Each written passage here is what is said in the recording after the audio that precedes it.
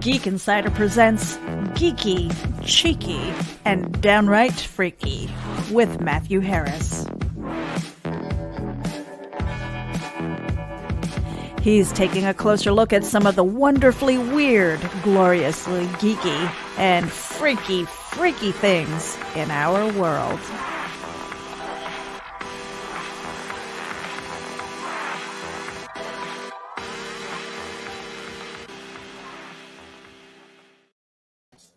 Hey everyone, welcome to another episode of Geeky, Cheeky, and Downright Freaky on our new night and new time.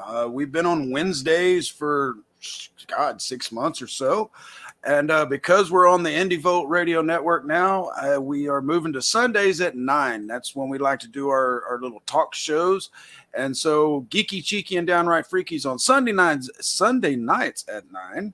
And then we have Geek Speak on Monday nights and Thursday nights at 9 o'clock Eastern. And tonight, folks, I've got to go along on the cheeky side of things. We have Daphne Lage, and I probably just butchered her name, Lage.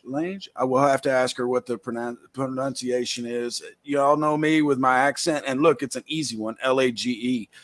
Just wait until we get some of the folks from out of the country. But anyway, she is with Tall Tales, and then I've got Mr. Rob AnderSIN with his fetish side of things. So yes, we're going to talk about some fetishes and some comic books that are just not on the norm. You know, last week we did talk about some weird sex things in Marvel and DC, but that was weird sex stuff like incest and rape and people getting impregnated by their own kid to have them. Just some weird shit that went on in comics. But anyway, folks, help me in welcoming Daphne and Rob. What's going on, everybody? Hey, everyone. And Daphne, why, you know, it's always ladies first. So why don't you start out by telling everyone who you are and what Tall Tales is, and we'll take it from there. Oh, sure.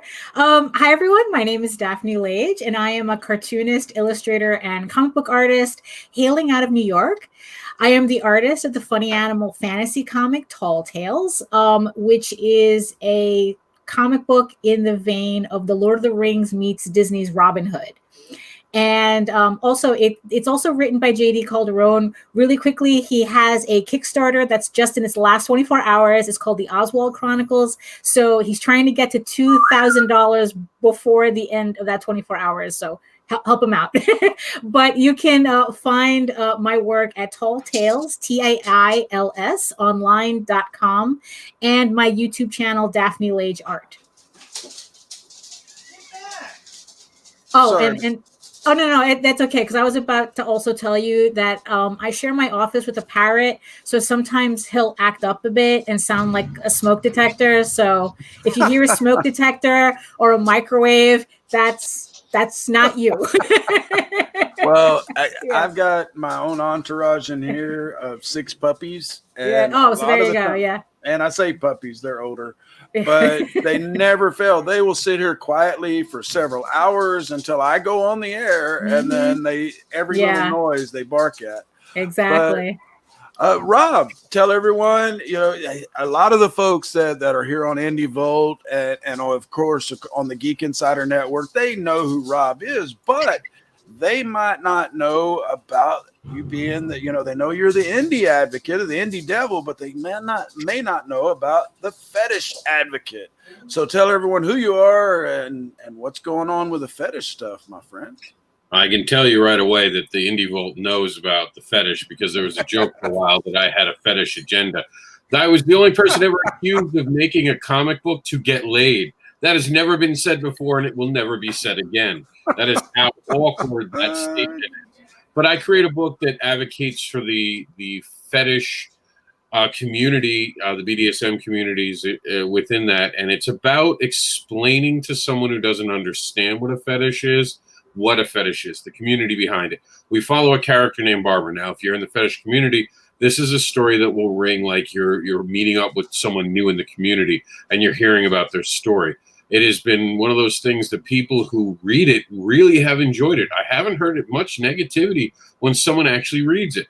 But because, of course, and I know Daphne understands this, if you do something about a fetish, you get pushback instantly. Instantly, you're villainized. Instantly, you're a person who is either they look down on you or you're considered dangerous, one or the other. I have literally had people complain that they were going to call the police on me because my sign said free spanks and hugs. That is the level of the things I've had to deal with, but that's okay because we need to talk about it. I make the argument that for a lot of people, their fetishes aren't even a choice. It is for their sexuality. So imagine openly bashing gay people, and that's what you're doing to fetish people. And I want you to understand that these people who have fetishes, and a lot of them have no choice over it. It's not something that they wanted, except most of what they want to do consensually. It's not the dangerous crap that 50 Shades of Grey tried to make it out to be. It is about two human beings exploring things together. And I mean, look, it might seem weird to you, but to me, you know, missionary position seems weird to me. I mean, like, you guys are weird. Why would you do that? Just like Now, stacking dead people. And Rob, you've explained your comic to me when we first met. You did make an analogy of 50 Shades of Grey, and what was that analogy that you make? My book is like 50 Shades of Grey if it was written by an adult who actually knew what they were talking about. Yeah, really, really. Exactly. Right there, that sells books. That's a bookseller because it identifies what the subject matter is. But it actually says, look, we're taking it serious. We really have information. I have studied the BDSM culture and the fetish culture because not only am I part of the community, but I'm interested in it, and I've seen a lot of abuse in the community. So I've studied a lot about it for over 20 years of my life, going on almost 30 years. Soon I'll have been reading up and studying it for 30 years of my life. I have been more into fetish for more of my life than I have not. And it's just that point. It's at that tipping point where it's that much of my life. But I go out and I make books about monsters on top of it. You see the sign behind me, fetish, monsters, and more. One of those more books is a kid's book. That is a claim kid's book, by the way. Right up here. But I have to go under a different name to do that because it's unacceptable. Because, oh my God. And realistically, we're just talking, if you read the book and you read the material, and this is the same thing I was talking with Daphne a few weeks ago. If you got the education, you'd realize it's not what you think it is. And the people who are doing the disgusting things, the same people in the fetish community think it's disgusting, want them arrested, wanted them removed. And I'll make you a real statement here. 90% of the abuse that happens in the fetish community are people who don't have a real fetish and are using fetish to be abusive. We're all in. They get identified within months and kicked out within months, but they show up to be abusive. And we also have some people who come in to be dramatic and get themselves in trouble. That's kind of where my character comes in, where we give a young character who's beautiful that energy of like, ooh, this is something I really want. And she suddenly gets in a lot of trouble. And she gets herself in a situation that becomes argumentative. How much of it's her fault? Is it her fault? What could she have done differently? And I wanted to approach it that way because I wanted people to realize it's what you're putting in that helps you get what you get out of it. And that's the goal of the story that we go on for the first arc. It's about explaining that and explaining how it is kind of your self-responsibility to also make sure that you know what you're doing when you're getting involved in something. Even if it's not fetish, you should know what you're getting involved in. You should be asking the hard questions, you know. Don't always assume that the person you're talking to is being honest with you or has your best interest at heart. Ask the questions that will show you who they really are. That goes with anything, you know. And that's pretty much advice for everything, really. Exactly. That's exactly what I was going to say. And, you know, I am the type of person that yes, I'm admittedly and very open that I am a Christian, but I am also the type that fully 100% believes when it comes to sex, if something sounds fun, you should try it. And if it is fun, you should do it some more. And what you do in the privacy of your home, as long as it is between consenting adults, that is up to you. I don't give two shits about, you know, what sexes are involved or what devices you're using or what may get, you know, float your boat or get your rocks off. I don't care. And that's what I want to try to do with tonight's show, folks, is because some of this stuff is, you know, considered fringe or even fetishes. And why does it have to be a fetish when it is something that genuinely turns someone on. Like Rob said, missionary, that could be considered a fetish. Doggy style, that could be considered a fetish. But Daphne, I do want to ask, because Tall Tales deals with furries, and there is a lot that is unknown. I was explaining to my wife about it earlier. She had never heard of furries, which shocked the hell out of me, because she's pretty kinky, and I figured she had at least heard about it. And I definitely see the appeal of it. But I want to ask Daphne, one, have you practiced the lifestyle? And then two, what is the draw of drawing the lifestyle? Well, I mean, let's start with the definition of furry. So in the general sense, furry and furry fandom is pretty much just people who have an intense interest in anthropomorphic animals. But the thing is, though, not everything makes you a furry, because you can watch Disney's Robin Hood, and like, oh, okay, I enjoy that. But when you start thinking, wow, Disney's Robin Hood's kind of cute, kind of hot, then maybe you might be a furry. but the thing is, though, it has a lot to do with using this aesthetic of anthropomorphic animals to kind of like experience different types of stories that I guess in more mainstream media is usually regulated to, like children's media. And mascot, and like cereal mascots and whatnot. So first, I mean, it's like, so that's kind of the definition of furry. So it's like, so at that definition is not necessarily a fetish. However, because it's about using anthropomorphic animals to explore a wider range of stories and experiences, it does go into that into that realm. Right. It goes from, like Tall Tales and my sketchbook, House of Bob, that I have on Kickstarter right now. They're two sides of the same coin. They're just different stories and aesthetics. The thing is, though, it's like the kinkier side of furry is what a lot of people seem to recognize more. Because the funny thing is that, like Tall Tales, I used to just call it, oh yeah, this is my furry comic. And what happened is that a lot of people were like misunderstanding that word. Like they would see, I would say, oh yeah, it's a furry comic, and they would see the anthropomorphic animals in it, but they would go, yeah, but is it furry? So obviously they're asking for something else. Not necessarily what they think, like they see the cover, they see my characters, but it's like they still need to know if it goes a certain way, which Tall Tales does not, but my House of Bob sketchbook does. Right. And in terms of like practicing the fetish, only artistically. Gotcha. I've been in the fandom. Pretty much what I like to say is that everything you've heard about furry fandom is true. The good, the bad, the ugly. I mean, it's like a lot of people want to pretend that the bad and the ugly doesn't happen, but it does. But that's in any fandom, really. Yes, ma'am. Yep. And I've seen pictures of the parties. It's like this was back when there was no real internet, constant internet usage. So it was all Polaroids and photos. I've seen those. That's the closest I ever got to them. But yeah, mostly it's just like right now, it's like I've been like too detached from the fandom to know like what's going on now.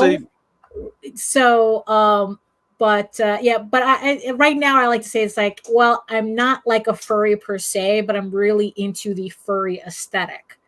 Gotcha. Yeah. Now, see, because you just totally blew my theory out of the water, because, and I'm very open about this, I did practice the swinger lifestyle years ago with my second wife, It had a lot of fun with it. And I thought that the draw for furries was the anonymity of sex, of having sex anonymously, just because you clicked on that head to head or that emotional level.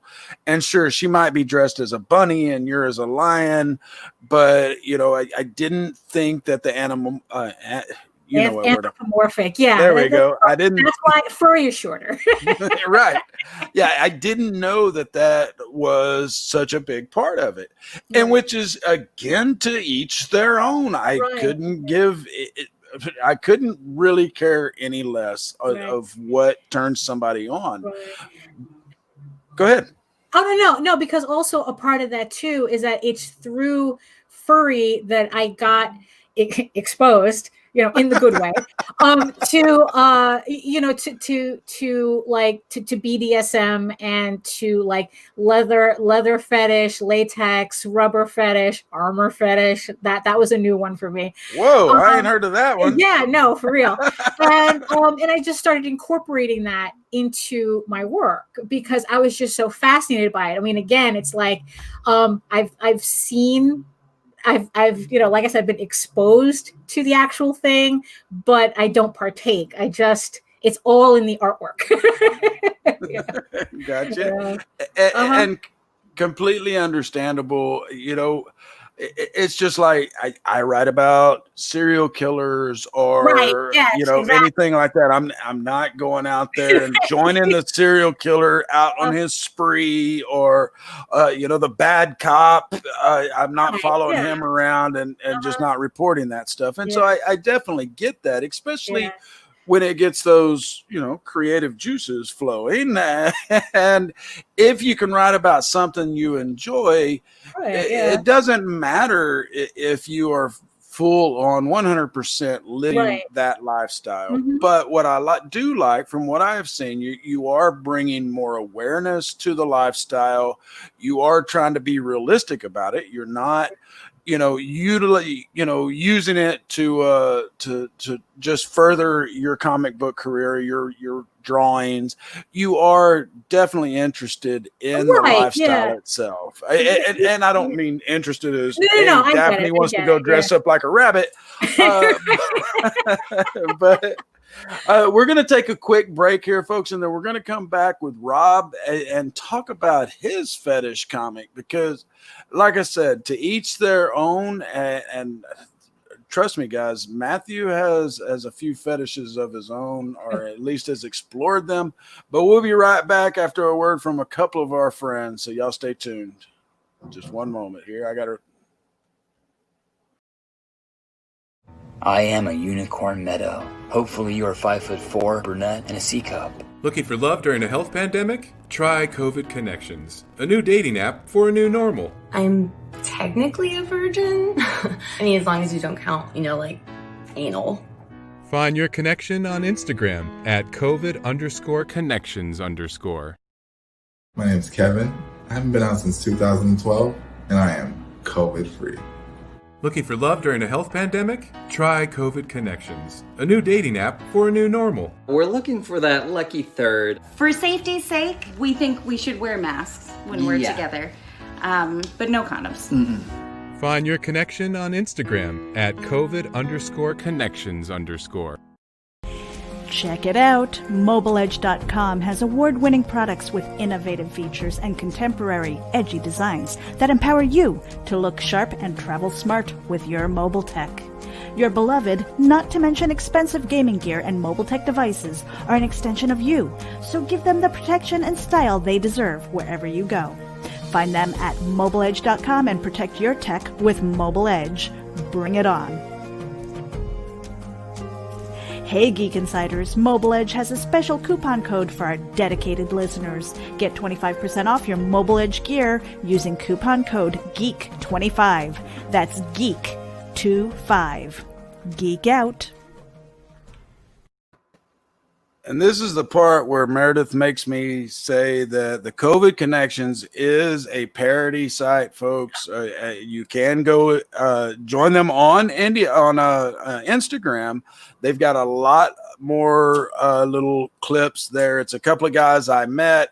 I love them. I love what they're doing. They're having a little fun.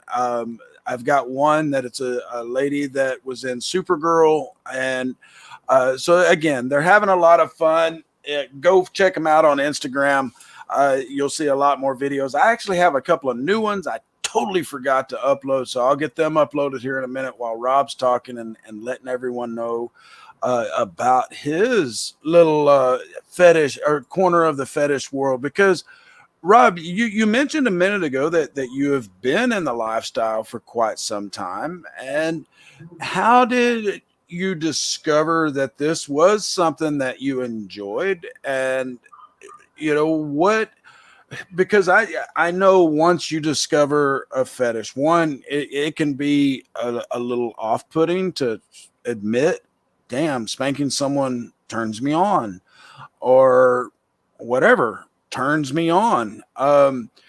Whether it's a specific kind of porn or it is furries or whatever the case may be.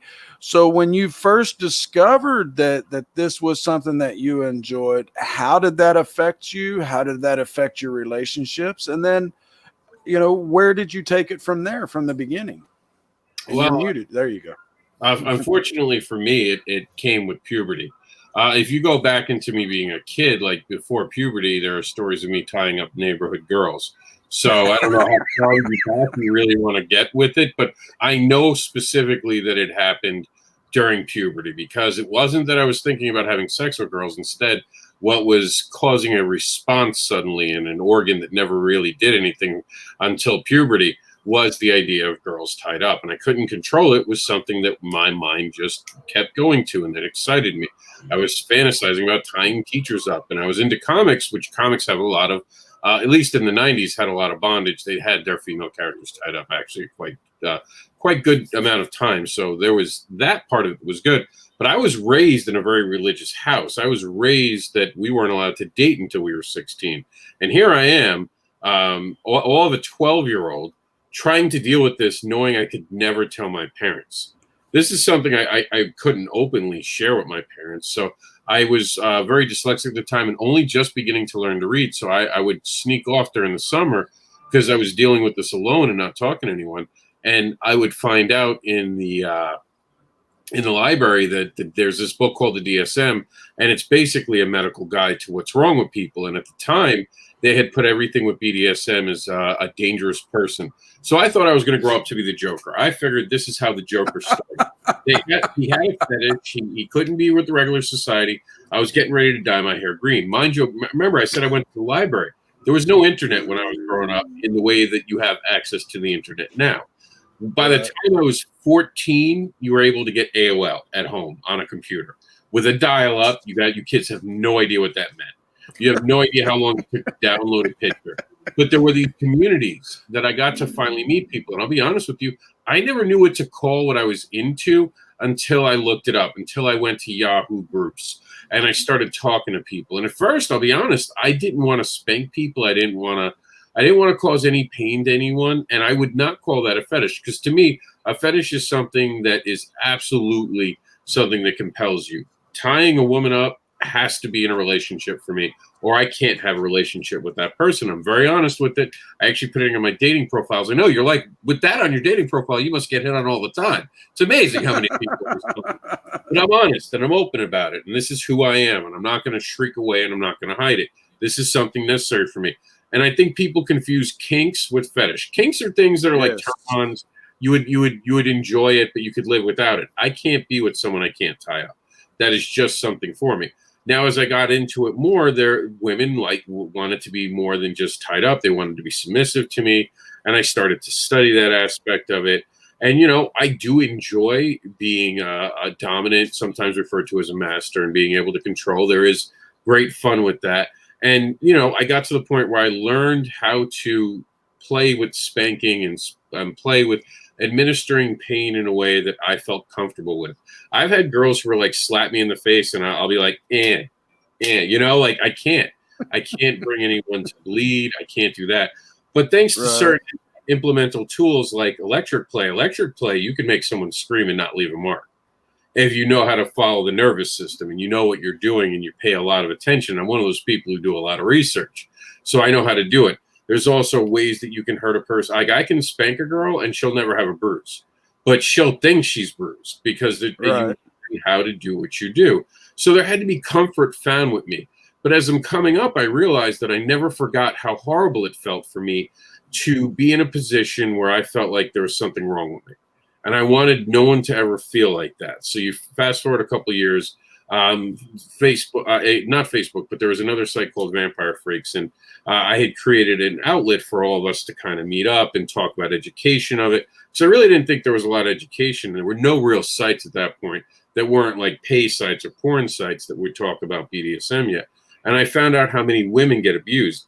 To this date, almost 95% of the women within the BDSM community has a story about being abused by the first person. Yes.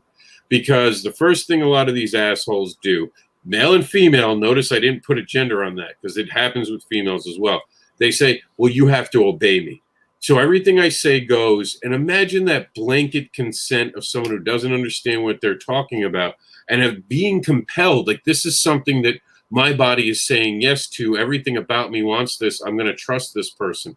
It is the deepest moment. But they didn't do the negotiations. You know that I made a book called The BDSM Survey, which goes into the aspects of everything you really need to know in the open communication that you have to establish.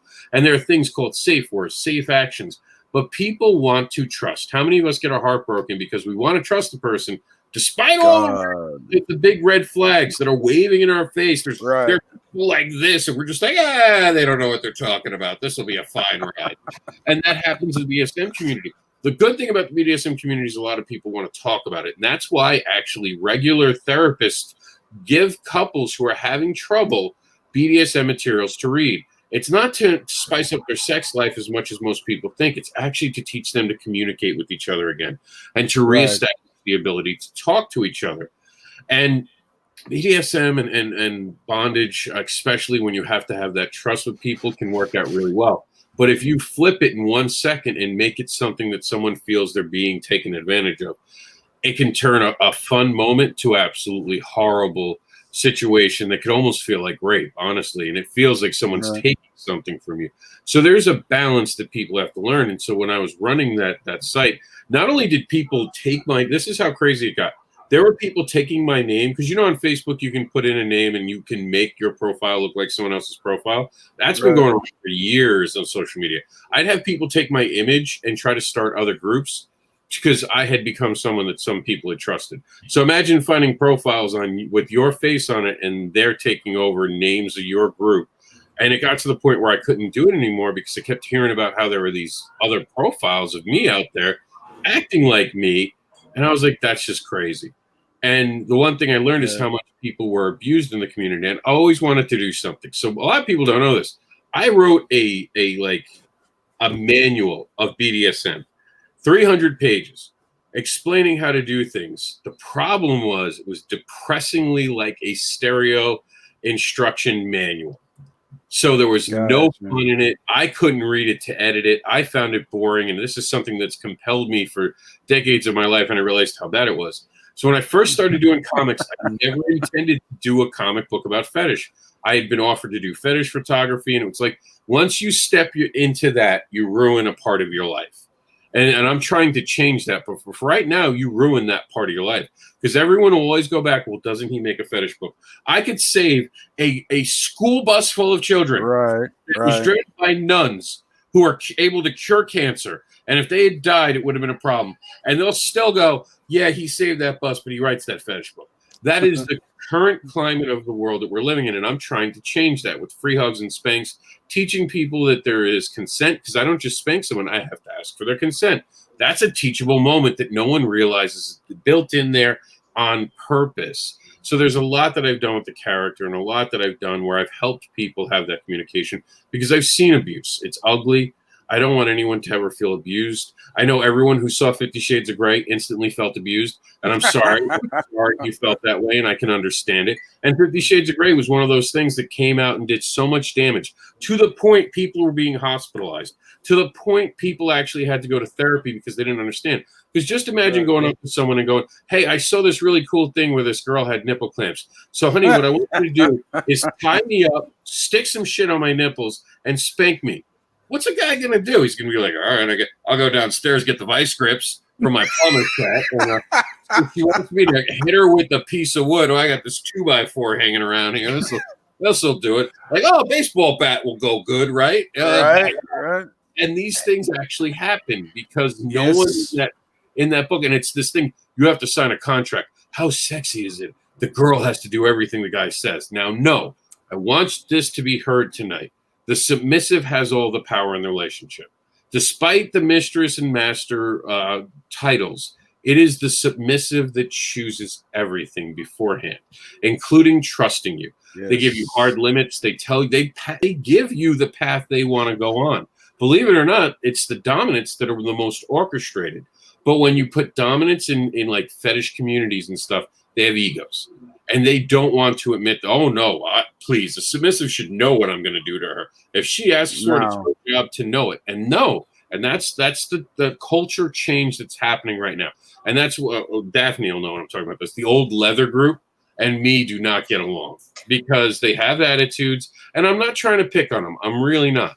But they have this superiority thing. Like I was at one time where there was this big argument and I was at a munch and they were like, well, you know, this guy walks over and he starts talking to my girl without asking for permission. And I just was like, I raised my hand because we're all talking and I was like, there's nothing wrong with talking to another human being. Oh, you need to be respectful in this community and ask other people. Right. I'm like, no, I need to be respectful to the human in front of me. If that human in front of me says that, oh, no, you have to go talk to my master for permission, I'll kindly say, look, I don't want to be in a relationship with you guys. I'm just here to talk to you. Like, you're involving me directly in your relationship game now. In reality, you're a human being. If you have no interest in talking to me, cool, shove off. You have every right to do that. But don't tell me that I have to go talk to a person to talk to you. That's your dynamic. And I think there are a bunch of, and Daphne will know what I mean with this, Kool-Aid drinkers, the people who take it to the extent it's dangerous. And I say this all the time. The reason you can't do something 24/7 is because you can't predict what's going to happen 24 hours a day, 7 days a week. There are going to be health concerns. There's going to be 2020 where everything went out the window and it's just not going to work the way that you wanted it to work.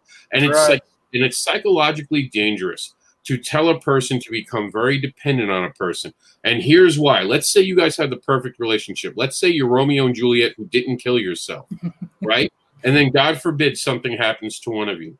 And that person has become so dependent on you that they don't know how to, even if you don't die, let's say you get hospitalized. Because you're not there, you've making them so weak that they can't handle something. What if they're caught in a situation you're not around to answer and they don't feel like they can do it? You believe it or not, you're setting them up for failure. Someone should be able to submit to you and know that they're respected, but also know that they could talk to you. That open communication has to happen. And when you start to play a role of superiority, you can no longer call them an equal. And I've always said that in my relationships, and I'll say this about, I don't talk about my ex a lot, my son's mother. The one thing I will say about that relationship, and I'm only going to say this because I have said it before and I'll continue to say it, is I always expected her to be my equal. And I always expected her to be my equal. And I always respected her as my equal. And one day she said to me, once we were breaking up and all that, and she's like, you have to understand how many times I just gave in to your will. And I looked at her and I said, that is the most painful thing you've ever said to me because I always believed you were strong enough to stand against me. And I always trusted that you were pushing back and I didn't have to worry about running you over. And if you felt that way, you could have told me that because we could have made a difference with it. By holding that back, you took away what I was entrusting in you because you were telling me that. And I do want to say that right now. If you feel you're with a partner that you give into, they might not know that. They might think that you're their equal and that you are on the same level as them. And you're taking yourself below them because you're not willing to have that honest thing. Hey, I don't want to talk about this anymore. This is how I feel. You're not going to change my mind. Someone says that to me and I back off. But if you turn around and me and you are going at something, and Matt suddenly goes, "Okay, Rob, you know what? You're right," and then he goes off and he leaves the conversation like Rob wasn't right, but I just don't want to deal with him. I now think Matt thinks I'm right. 6 months from now, we're at a meeting, and I'm like, "Hey, Matt, remember that time we were talking about this and you said I was right?" Now all of a sudden, Matt's like, "Oh, I just gave in." I gave in. You were more intimidating than me. And then I suddenly look at Matt, and the whole room will look at Matt like, why would you do that, Matt? Why not just stand up and tell him to go fuck himself? And he's wrong. And I expect that. That's the whole thing. And you have to expect that from the people. I don't want to be with someone who I'm like, go do the dishes, and they're like, yes. I want someone to be like, fuck. I want someone to be like, did you do the dishes this week, motherfucker? What have you done?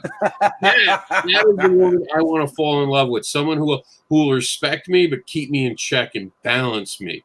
Because I think that when we're getting together, especially in a dynamic like BDSM, you got to find the person who balances you. You know, I can't be with someone who's always going to try to bark back because then it's just two dominant personalities too often. But I need someone who can be submissive, but not so submissive they can't stand up to me and go, you're being a dick, stop. Because I need that. As any human being does need that in a relationship. Every so often we need to be put in check and reminded, hey, slow down. You know, you got the job. Don't be an asshole. You know?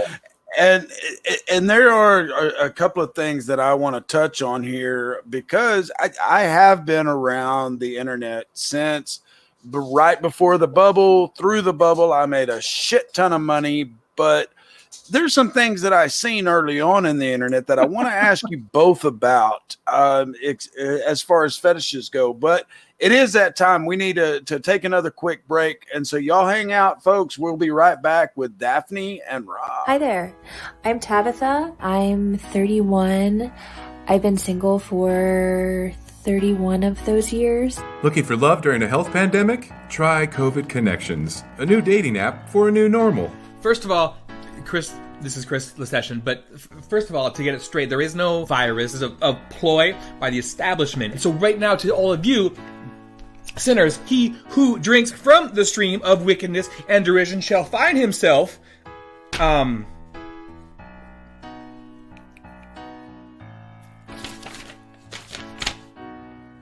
quarantined. Find your connection on Instagram at COVID_connections_. And you said it's not a real dating site, but I'm all in for all those people. They sound fun. Well, and my thing is they make me laugh, and I see Daphne keep laughing on every one of these things. Yeah, no, they're hysterical. Aren't they? Yeah. And that's the thing. These I like guys, the one, don't wear, it's like, you must wear a mask, but we don't use no condoms. Right. And the thing is I've known swinging couples like that would totally be into that. If we're face to face, we got to wear a mask, but no condoms. But hang on, I actually was supposed to play a couple of others right there. So hang on just a second. Let's get some real advertising here. Now, every Sunday morning, longtime independent comics creator and Indie Volt podcaster Randy Zimmerman hosts a discussion on the lighter side of comics, the more whimsical and fun comics out there on the Sunday Funnies. That's 9 a.m. Eastern Standard Time every Sunday on Indie Volt, indievolt.com, the Indie Volt YouTube channel, and the usual Indie Volt sites on Facebook. Listen in, won't you? Participate in the chat. Let's have some fun. See you there. Hi, I'm Penelope. My name's Kevin. My name is Ramona. Hi, I'm Sal. I am a unicorn meadow. Gotta stay connected. One match at a time. Life is meant to be lived. I'm looking to meet someone special here on COVID Connection. COVID Connections. Find me here. Where are you? COVID Connection. COVID Connections is not responsible for any side effects, including nausea, dry mouth, constipation, skin rash, loss of taste, smell, shortness of breath, and diarrhea. COVID Connections encourages safe practice of social distancing and face coverings for all dates to reduce the risk of exposure. Ask your doctor if COVID Connections is right for you. Oh, good God. Not the toilet paper! Not the toilet paper! The thing that gets me about this COVID Connections is that totally, and this was the thing that got me hooked on to begin with, is it reminds me of the old Saturday Night Live fake commercials that they did. Yeah. And I sincerely, I get a lot of emails, especially on the weekends, where somebody will go, "Hey, Matthew, I love Geek Insider. Check this out. You're going to laugh." And I don't. I go and look and I don't laugh. And it was a Friday night, and I got an email from Ken, who is one of the brother halves of this little entrepreneur or endeavor. And I went and I watched like 3 of them, and I laughed at every single one. And so I wrote them back, and I was like, "Boy, did you reach the right guy on the right night?" And I told him what I thought, that it was, like the old Saturday Night Live commercials. And we've been working together ever since. And y'all, for real, go over to Instagram. I'm trying to get him to go into more of the streaming or the social media platforms. But y'all go and follow them. They're, like I said, there's a lot more videos over there. These guys are just trying to have a little or add a little levity to our lives. And speaking of our lives, like I said earlier, I have been a part of the internet since the late 80s. At one point in school, we used it to look up shit about schools. And of course, it did the old dot matrix printer, where it listed out the career that you could do and all the schooling that it required. And of course, it took forever to print it out. But then I got involved in the internet in a big way, because when I got the old dial-up, as Rob was talking about earlier, I joined my main thing was because Howard Stern had left the Dallas-Fort Worth area. I wanted to chat with other Stern fans. And so I went and I found a chat room that was created for his movie, Private Parts. I met a lot of like-minded individuals over there. We ended up starting our own chat room, yada, yada, yada. But we had a lot of BDSM folks that came in there and fetish folks. Now this, like I said, was late 80s. I wasn't as open-minded then. I was still in my first marriage. I thought a lot of kinky sex stuff was just stupid. And so when I saw people coming into chat rooms that said they were practicing BDSM, in which I actually even created their own room in the Howard Stern in the Howard Stern site, because I thought it was kind of silly that they were using the online thing. They didn't sign contracts or anything at that time that I know of. But you would have these women that were giving 110% to these guys that they just met online. And I'm talking about doing everything they asked as far as sending nudes. And again, this is before the whole, where there's 100 different websites where you post those things, or at least where people could find them easily. Even though I was still able to find them because I'm a perv, and I'm going to go and look if I find out somebody's posting their nudes. But, as far as, and I want this kind of question, I guess, really goes to Rob first, but I want to ask you, Daphne, have you came across the posers of the internet to where they are doing the online kind of fetish thing? They talk it out, they do fan fiction, or they just kind of role play that stuff, but they're not doing it in real life. Well, I don't know. Well, one, it's funny that you mentioned Howard Stern, because my sketchbook House of Bob is actually based on a Howard Stern joke. Oh shit! Right. So so that was funny. Yeah, because he had I forgot what it was that he had called. Someone was leaving, and he goes, "Goodbye, Bondage Bob." And and Bondage Bob ended up a nickname I ended up giving to a rather enthusiastic commissioner. And then it just snowballed from there, and now this is House of Bob. So it's all everything goes back to Howard Stern. But I initially thought Bob, battery operated boyfriend. Oh well, I guess no, it's actually a Howard Stern joke. Gotcha. All right. No, but it's funny because it's like listening to Rob's story, and it's funny because everybody gives, the whole, I think rightfully so, the whole 50 Shades of Grey a lot of criticism for, I mean, because it was written by a woman who had like no idea what it was, and God forbid she do research on what this actually entails, and she writes this book and everybody's hurting themselves because they're actually trying out the garbage she has in there. And what's funny is that it reminded me of another series of books, of these really crappy sci-fi fantasy books. It was something of gore, GOR. And I know what you're talking about. Right. And what it is that it's a series of books where pretty much the main premise is that there's this Conan type fantasy world where all the women are enslaved to the men completely. And it was just like, it's like, okay. I mean, it's like I read one of the books, A Dancer of Gore or something. I don't remember. Because we knew a guy who was trying to do a comic book adaptation of the books. And he kept insisting and what's funny is that he kept insisting the entire time that, oh, no, it's not a fetish book, it's not a bondage book, but that's everything in the book. You know? So it's like, so it's like, so on one hand, I had this guy who was completely like trying to be in denial as to what these books were. And then I ended up finding out later that there's an entire fandom of these books where they actually try to live out what's going on in these books. And it's like, and that's like, that's supposed to be shitty fantasy, not this, whatever it is you're trying to do.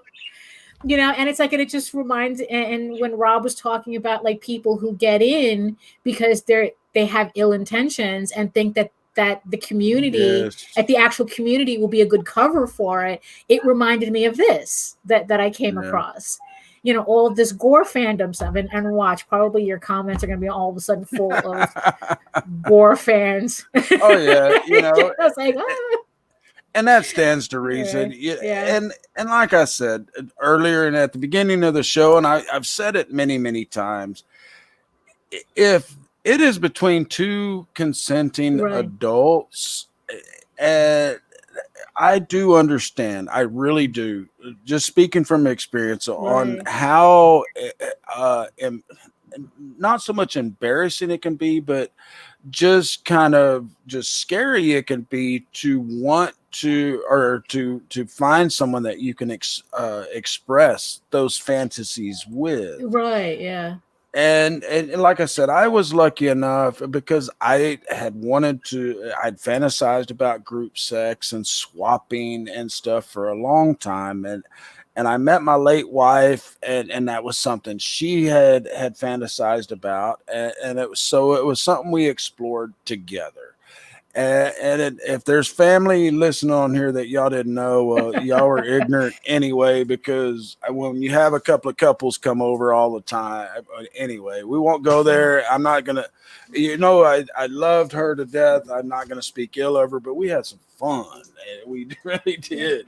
No, it's, and also the thing is like, just like, people think that like BDSM and all that is like a free-for-all, and it's like the amount of work that goes into making sure the consent is on point. Like that's why when a couple of years ago there was like this whole like thing about consent is sexy, and people were like freaking out over that. Right. And I was like going, what are you talking about? That isn't that how everything functions? And it should be. And that's the thing, you had the years of drunken, just free for all sex, and people just, if somebody was into the moment that they were going for it. But those of us that have been into any sort of fetish or just going beyond the norm, we've known that you have to get that approval, that common, yes, this is what I want, yes, I approve, because I mean, there's just so what was it, Tombstone. There's many slips betwixt a cup and a lip, or maybe that was Young Guns. But there really is, especially when you're getting into sexuality, because yes, there are a lot of people that certain things turn them on. There are certain things that embarrass them, and there are certain things that are freaking off limits. And you just can't push those boundaries.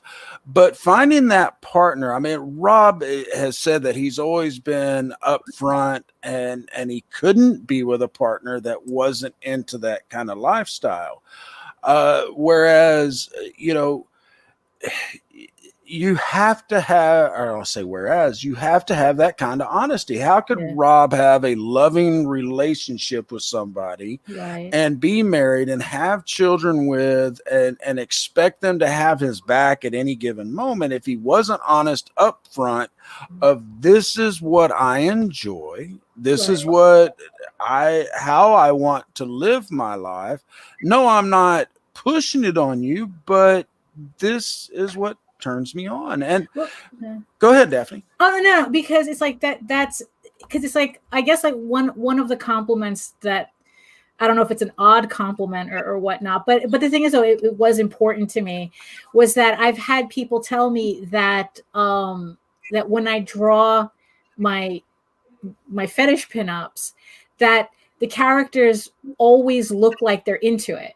Like, and what's, you know, and it's like, so it's really important for me to portray, you know, the fun, the joy, the consent, you know, in the artwork, even though I'm just drawing it, even though it's just artwork, you know, I don't want, you know, that artwork to inadvertently give out messages I'm not intending, because it's like, you know, it's like, yeah, okay, it's not a real thing. It's artwork, it's a piece of paper, but I still want you to have positive energy coming from that, that artwork. Definitely. You know, yeah.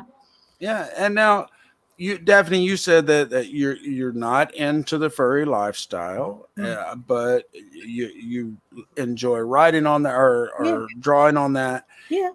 Are there little kinks that Daphne is into, or you know, are you more the vanilla, you know, just well, in real life, in real life, not really. But I mean, if if there is a kink I'm into, it's monsters.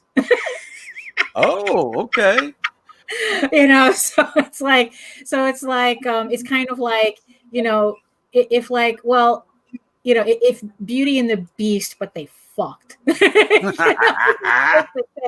know, hey, I can like get into that. Right, yeah. So it's like, but the funny though, it's very specific, because I actually got mad at Guillermo del Toro for his movie. I'm sitting there watching the movie, and I got mad because I was like going, bro got my kink wrong. It's like, no, it's like, it's not about, you know, it's like, you know, because it's like Shape of Water was like, oh, that's like, oh, she's, you know, she's having sex with Coco the gorilla. That's not it.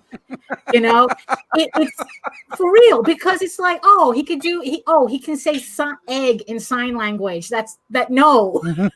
No, it's like, no, he needed Abe Sapien in there. Right. You know, it's like, if it was Abe Sapien, it'd be a different movie. You know, but yeah, but it's like, yeah, so it's like that's like my, I guess, like, thing that it's like I like seeing. It's like, you know, does she get together with the monster? It's like, Dr. Jekyll and Mr. Hyde and Mrs. Easy. Right, you know, like werewolf stuff. Right. You know, it's like, hey, I actually had a lady who practiced witchcraft who told me decades ago, she was like, and I hated her. I couldn't stand her. But she came up to me and she was like, you know, you have enough energy that you could shapeshift during sex or even time travel during sex. And I was like, what the hell are you talking about? But years later, especially once I started getting into the weird side of this world, for lack of a better term, I think she may have been right. Like I said, I couldn't stand the woman, but there is a lot of energy that is released in sex or during sex, and especially when it's pent up energy. And speaking of pent up energy, I want to say hi to Sarah out there. She is listening on Meredith's Facebook. So is Gary Henderson, Thomas Kane, and Suzanne Kane are all listening in. I can't see your conversations, folks, because y'all are listening in on Meredith's watch party. But I know we're coming up. Rob, I know you got to tuck the little one in. We don't have anyone following us up on IndieVolt. Those of you that are listening on IndieVolt, I definitely appreciate you tuning in. Just remember that whenever we do this show on Sunday nights and even Geek Speak on Mondays and Thursday nights, you can also tune in on the IndieVolt YouTube and the Geek Insider YouTube, because you can actually see us in real time. And of course, a lot of you around the world are at work or traveling, what have you, as you listen in on the radio. But just remember that you can always catch the replay, especially when we have a guest on and we're showing artwork or videos and all that kind of stuff. Because y'all know that I get into some of the freaky side of things. But tonight, like I said, I wanted to cover, and I don't consider this freaky. I consider this cheeky, because there's nothing freaky about sex. There just really isn't, unless you are doing something with someone that is not of age to consent, or they're not consenting. There's nothing freaky about sex. There really isn't. I said this at the beginning of the show. If it sounds fun, this has been my philosophy for decades. If it sounds fun, try it. If it is fun, try it some more. And Meredith is throwing some up there. Yeah, she said, you said tuck the little one in a fetish conversation. Yeah, that probably could have been taken wrong. But Rob, if you need to back out to go take care of the family, of course. Solidarity with Meredith. But we don't have to cut this off at the top of the hour. I still have a couple of questions I'd like to ask y'all, unless y'all have to take off out of here. Daphne, are you good for a few more? I'm good. Yeah, a little bit while is good. Yeah, sure. I gotta go do the dad thing. Thanks for having me on. You guys have a good show. We'll talk soon. All right, Rob, take care. Hey, Rob, before you leave, man, tell everybody where to find you, where they can get the fetish stuff and learn more. You can find Barbara Unleashed on barbaraunleashed.com. You can find the books for sale at writtensinscomics.com. You can follow the Indie Devil, me, the comics advocate, over at MrAnderSIN.com. That's SIN, because I'm a sinner.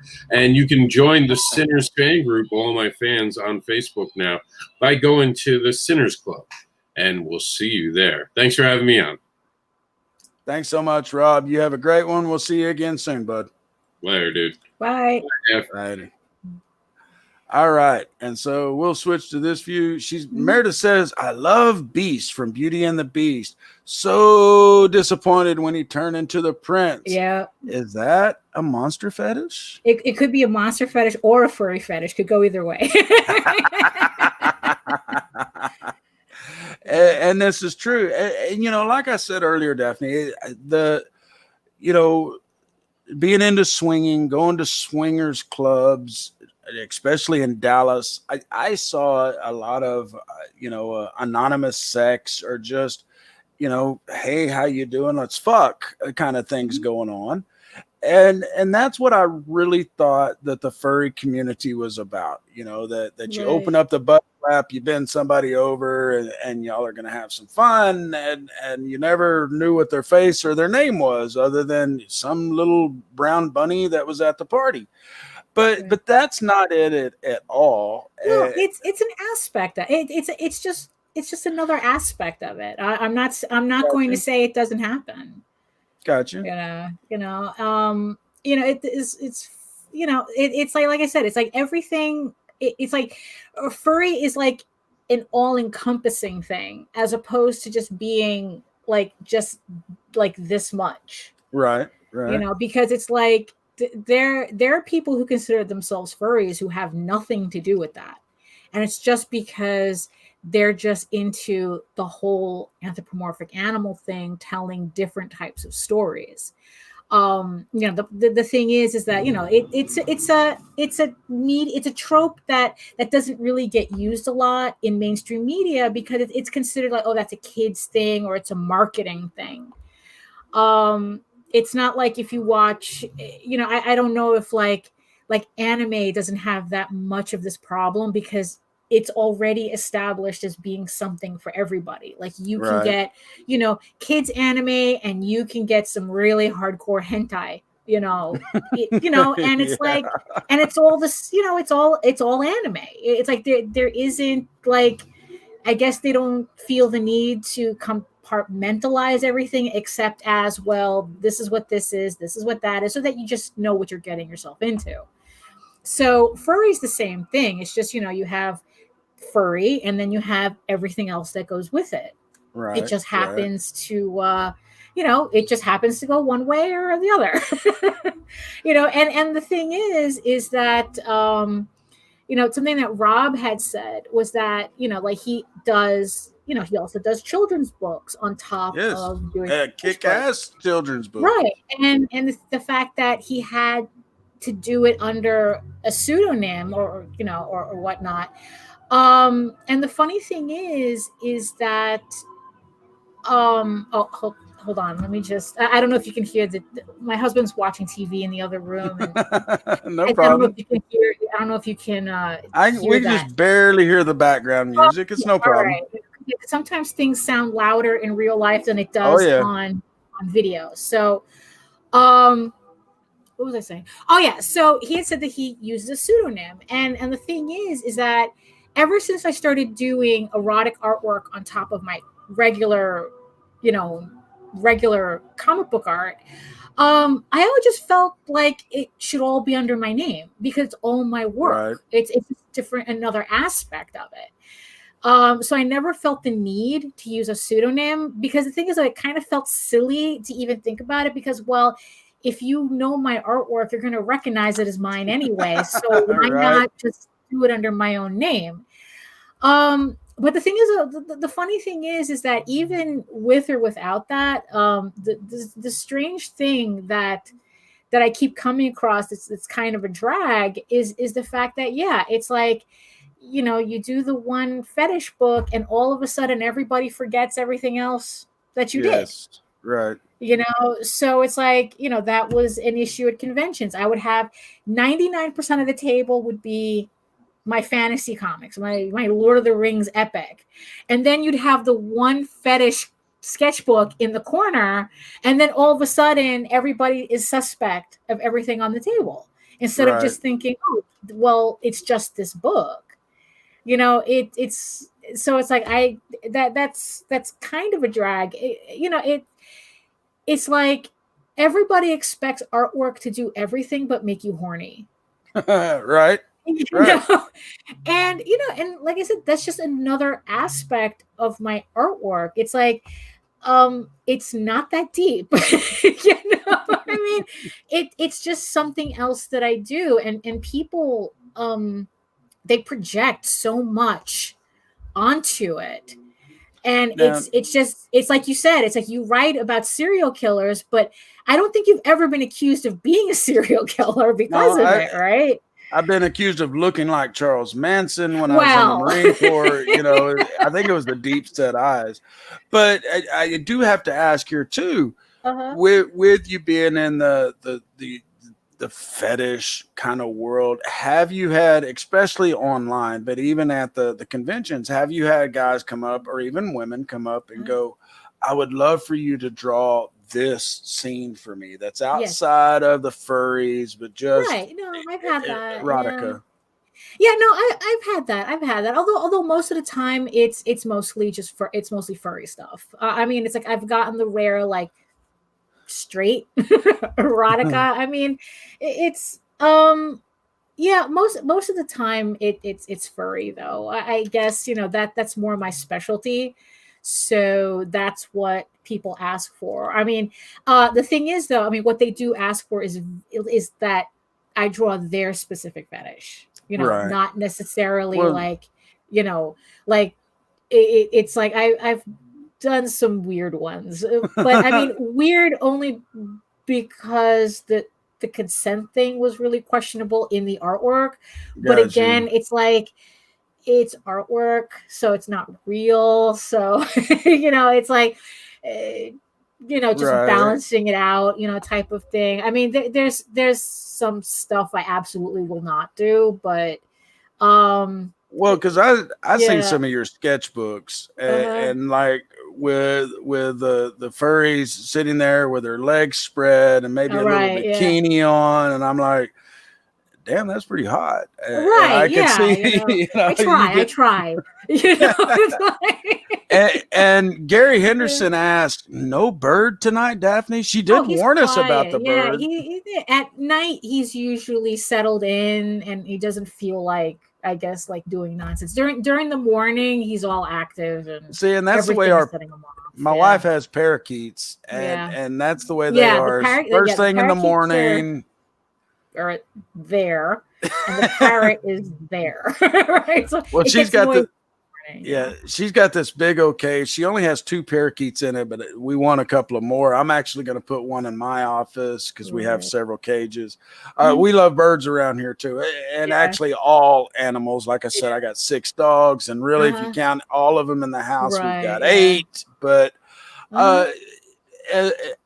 as far as you know, you mentioned a minute ago when folks come to the conventions and they go through all your books and they get to the fetish one, and Right. it kind of ruins especially somebody new, I imagine, you know, Well, you know, yeah, it's if they're not familiar with the work that I'm doing, but you know. well, you know, they walk up to Rob's booth and they see free spanks and hugs. Yeah. What do they see when they walk up to your booth? Is it a big poster of, you know, cat? It's you see, because like I said, 99% of my booth is tall tales. So, you know, people come up to the booth and they see Lord of the Rings with animal heads. So, you know, so that's, you know, the majority of the experience. And then they get to the very end of the table where I have some of my sketchbooks and I have like, you know, and I have the fetish one, I have like a bikini one and, you know, Yeah. like more Sports Illustrated types. And then all of a sudden it gets weird. You know, Right. and then they're like, oh, well, is this like this? And it's like, no, you know, Now, which but do you then they don't see trust more? it. Do you Yeah. see more men with that reaction or more women with that reaction?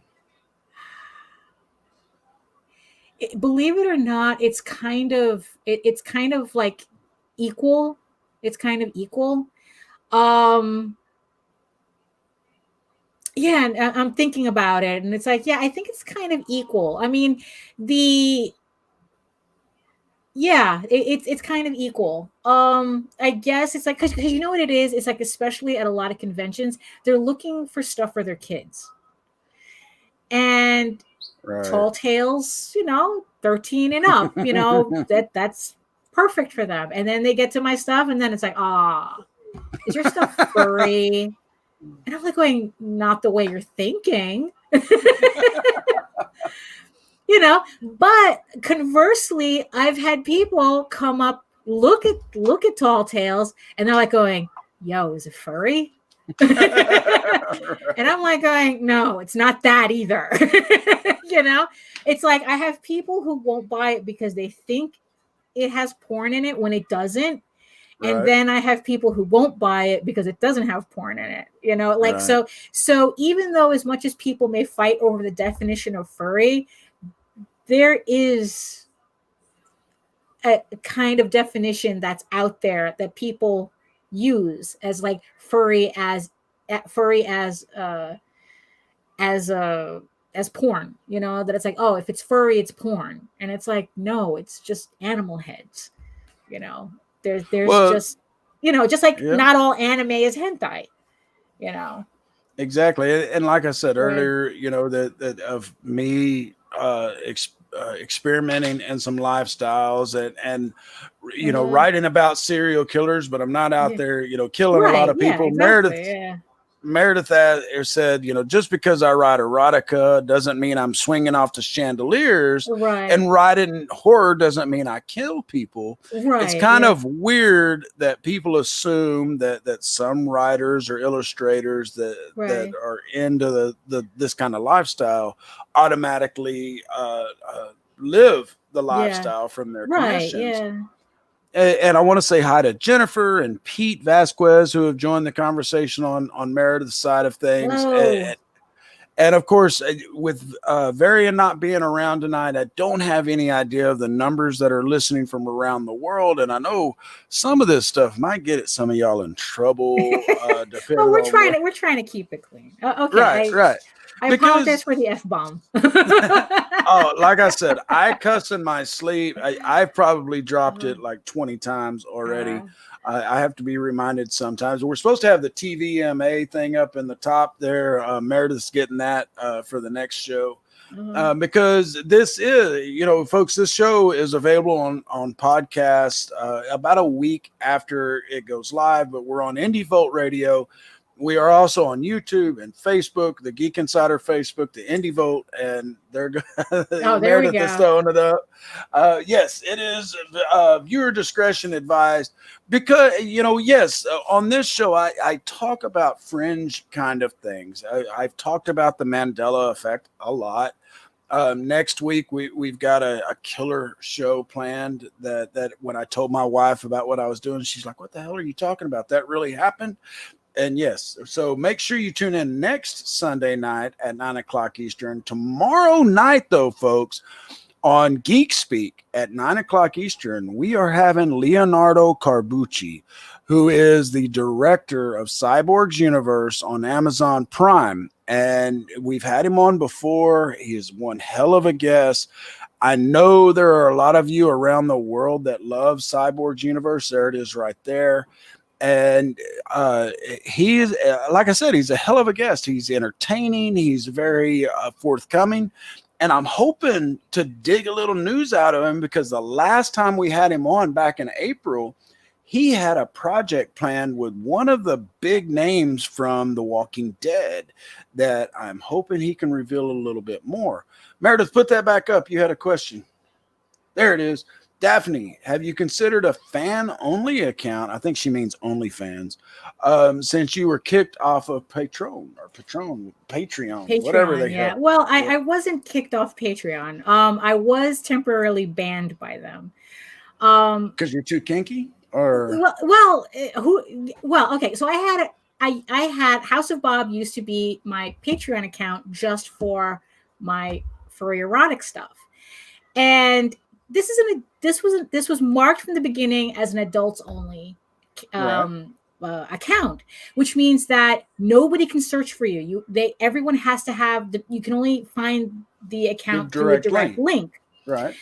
So what happened was that they ended up banning my account for about 2 weeks because they said that my artwork was too hot for the room.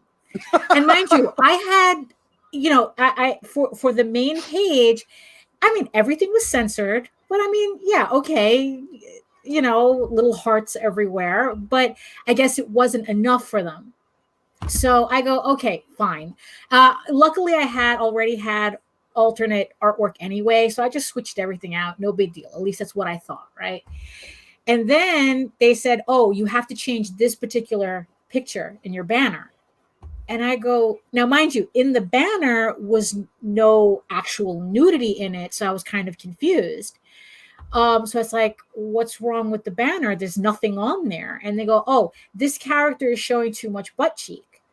Oh, my God. And it's like, it was a Sports Illustrated style picture. I mean, it might as well have been. I mean, I was like, going, you got to be kidding me. So I had to change that picture or else they weren't going to restate my account. So change the picture. And then it's like, after a while running 2 Patreons, because I have my main comic book Patreon and I had that, and running 2 Patreons was just like a little too much for me. And after that whole thing, it's like, you know what? It's only going to be a matter of time before they come after me for something else. Right. Especially since it was around the same time that I was hearing about a lot of erotic art purges from other platforms. And I was like, maybe I don't want to. Yeah, it's not really worth it to kind of take that chance since I'm already on their radar. So I finished up what I owed people and whatnot on the Patreon, and then I just decided to just close it down because it's like, I don't trust this platform. Right. And that was pretty much it. And then that's why I decided to do the sketchbooks for Kickstarter. Because it's like, okay, so it's like I have a whole stack of this artwork just sitting around. I need them to pay. I need them to earn their keep. Right. So I did this first Kickstarter, which I was a little surprised that Kickstarter approved. I was glad that they did because they took a little while, and I was a little worried that it's like, oh, great. Right. But everything went fine. So right now, and honestly, it's like the Kickstarter is performing better than my Patreon ever did. So nice. It's kind of working out. Like, really, it's like so far I'm making more money off of this Kickstarter than I did at 3 years on Patreon. Nice. So this might be the better choice. Right. But for a little while, for a split second, I seriously thought about getting an OnlyFans just for the artwork because I saw another artist doing it. But then again, she was also a burlesque dancer too. So, so she had her nudes and her artwork on top of it. So it was more like, she had a whole thing. Well, going. Daphne, I think there's a lot of folks out there that would tune in if you were doing burlesque. Right. Yeah, I'm sure. I'm pretty sure. But that's not Hubs is back there watching TV. Yeah, I'll leave that to more experienced people. It's like I know my boundaries. Right. And we have to. Know our boundaries. It's just like me. Right. I'm a writer. I know I can't draw shit and barely even any stick figures. And so I leave that to the talented. Like my wife, she is a one hell of a talented artist, and I give her hell all the time that I just don't see how people can do that. Right. They can see a picture because she can see it and sketch it out. Whereas, I'm the thinker. I can't sleep at night sometimes because I get a story in my head. And whether it's furry or a fetish kind of thing, because I have written erotica. I've ghost written a lot of stuff. No, this kind of drink. I've ghost written a lot of stuff, and erotica included. And it was always something, somebody else gave me that it was, this is the kind of title that we want, or the genre we want. Right. And you write it out for 2 cents a word or whatever the case may be. Okay. And so there's a lot of stories or books that are on Amazon that I've written that aren't under my name, but and they never even really gave me a title. It was just, here's the subject, here's a character name we want for sure. So I don't even know how the hell to find most of them on Amazon. Wow. Okay. I can do web searches and sometimes find them just because of characters' names and stuff. But for the most part, no. But, that's the kind of thing is yes, I can be given a topic or a style of poetry to write, and I can have fun stretching my imagination and express or stretching my skill set to do that kind of thing. But to constantly be able to write on a genre like this or a fetish like this, a lot of people think automatically, like we said earlier, that Daphne is all into this. She's dressing up like a cat on the weekend. Now, have you met with people that are in the lifestyle and getting feedback on what you're saying in your stories, or are you just kind of going from the heart? I'm just doing my thing. I mean, it's like I said, I haven't been in the fandom for literally a decade, so I'm not,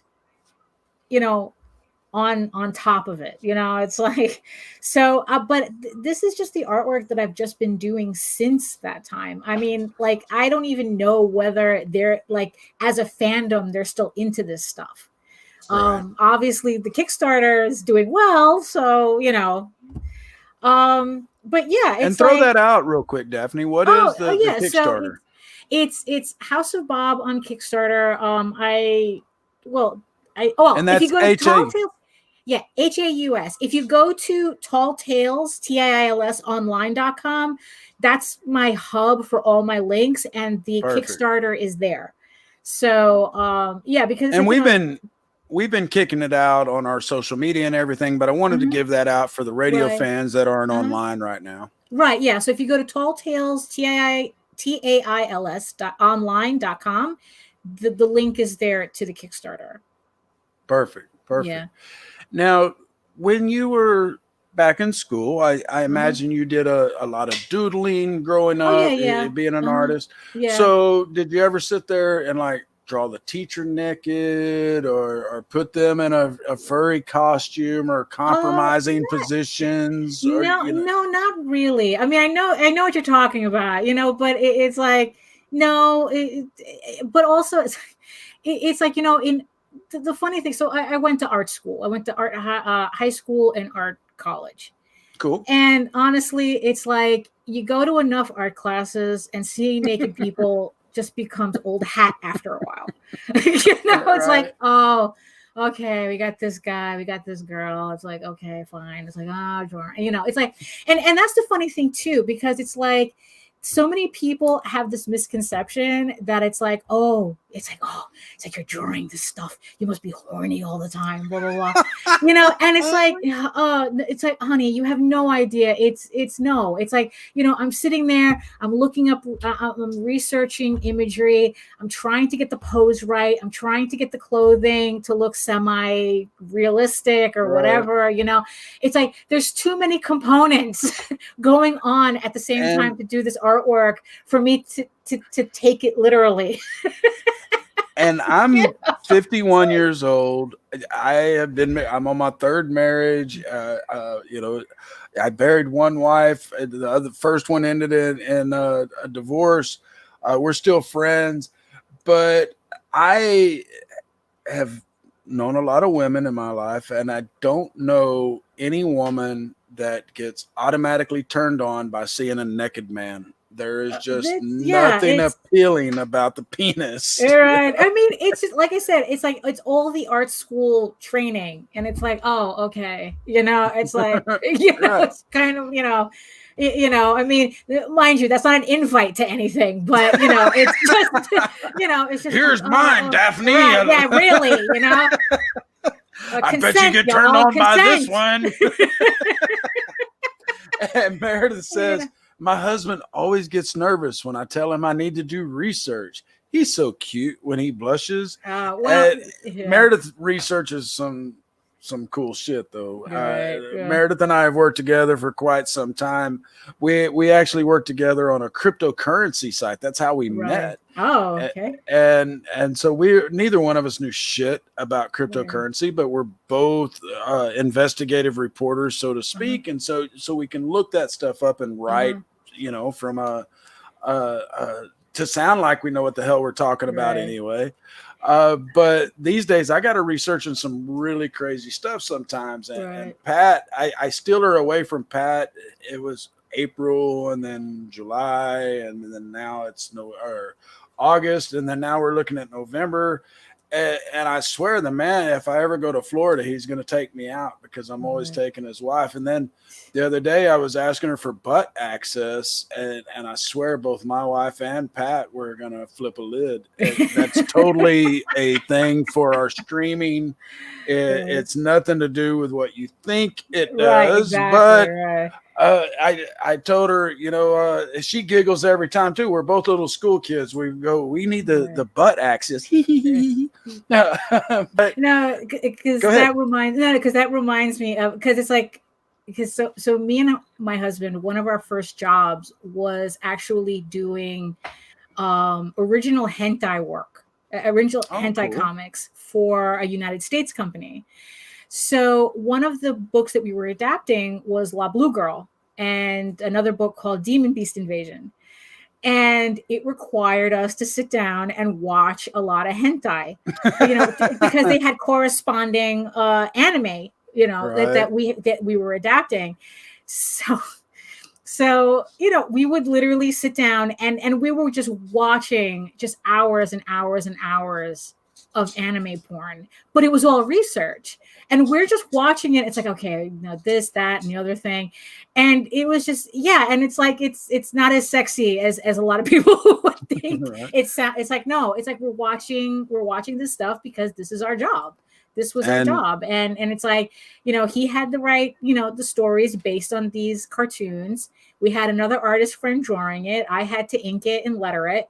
And it was just, we were all just watching hentai like a family, and then we had to get to work.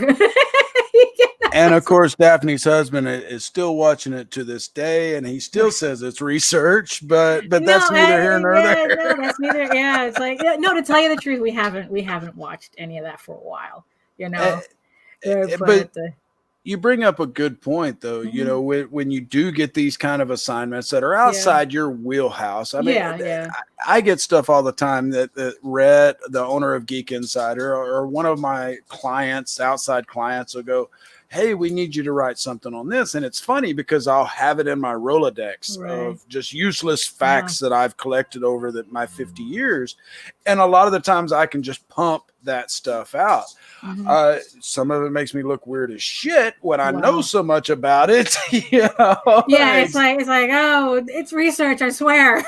Right. No, I fell down that rabbit hole, and no, I'm not into this for real, but the thing that gets me a lot with fetishes is because America is so freaking tight about sexuality. Mm-hmm. I mean, heaven forbid a nipple gets shown at the Super Bowl. Yeah, for real. There are people still mad about that to this day. Exactly. And it changed radio, man.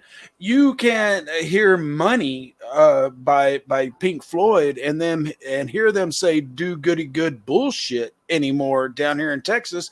They scratch out the bullshit and it didn't start until Janet Jackson and what's his name did their nip slip. Right. And we are so uptight about nudity, whereas you go into the UK and a lot of these other countries, they have commercials with titty in it and discussing condoms in a realistic fashion as opposed to just Trojan man, right? Like here we kind of have, I mean, I don't mind the humor, but the thing is though, it's being used to hide the actual discussion, right? I mean, because it's like I'm not really into a lot of mainstream comics, so a lot of the comics, especially recently, is from France and Spain and they're very different. They're very, it's like they're just very casual. Because it's like I have books that have full on sex scenes in them, and there's nothing on the book that says like adults only I mean, I pretty much bought these books sight unseen without even looking through them. It's like I was in a comic book store in Paris, and I was just grabbing stuff just by the cover, and there was nothing segregating. It's like you could tell the kids' comics, and then you had everything else. So it's like, but there was like nothing like, oh, this is explicit only. Right, exactly. It's like I just bought them, and that's just what happened to be in the books. Well, and yes, I understand that this country was, we've got the Bible Belt, and that's kind of one thing I wanted to get to. You had said that that you had ran into various things when you go to the conventions. Right.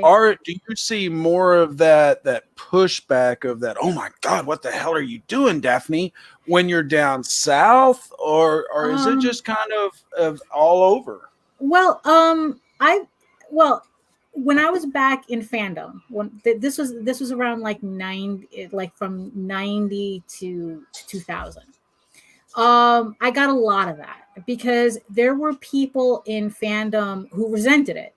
They resented the fact that adult artwork was so prevalent, and when they wanted it to be like, oh, it's supposed to be all like family friendly and stuff. But the thing is, though, the adult artwork was prevalent.